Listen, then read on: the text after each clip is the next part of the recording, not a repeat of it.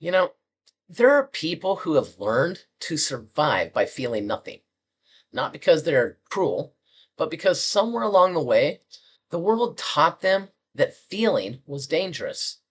So they built walls, brick by brick, wound by wound, until what once was soft became hard as stone. I know this heart because it's been mine for a large portion of my life. I spent years and years praying that God would soften my heart, that he would take that exterior away, just melt it away, that I could feel again and experience love on an emotional level like I did as a child. Years of hard times and getting kicked around hardened my heart. One of my friends says I have a crusty exterior, but a marshmallow inside. But with God, nothing is impossible, even melting away that hard crust around my heart.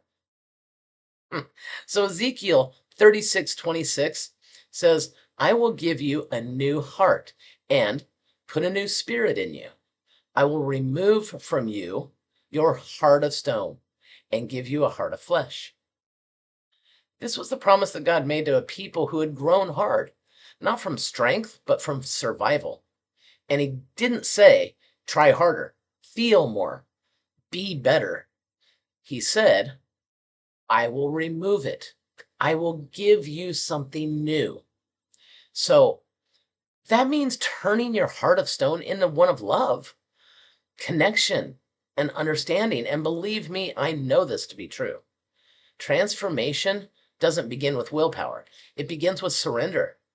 It begins when you stop protecting the stone, the scars, the wounds, and allow the surgeon to do what only he can do.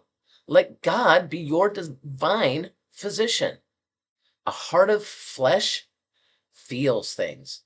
It feels grief that had nowhere to go for years. It feels joy that seemed too risky to trust. It feels love, not the guarded kind, not the transactional kind, but the kind that costs something.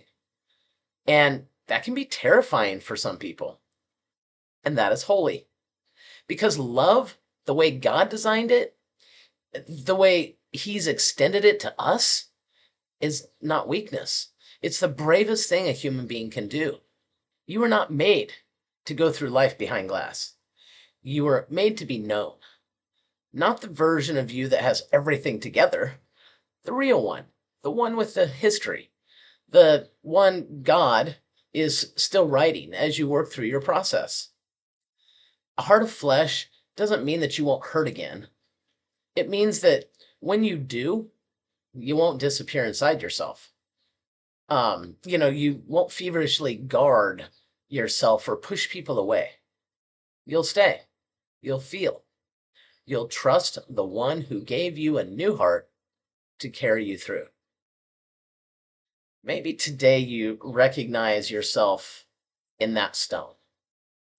Maybe you've been surviving when you were created to thrive and truly live. God's offer stands, not just a patch on the old heart, but a new heart. He said, I will remove from you your heart of stone, and I will give you a new heart of flesh. That's what he says. He's not asking you to fix yourself.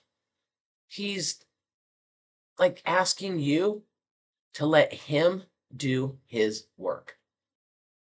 Well, I hope that this was a blessing to you today and that you guys all have an amazing and wonderful day. Take care.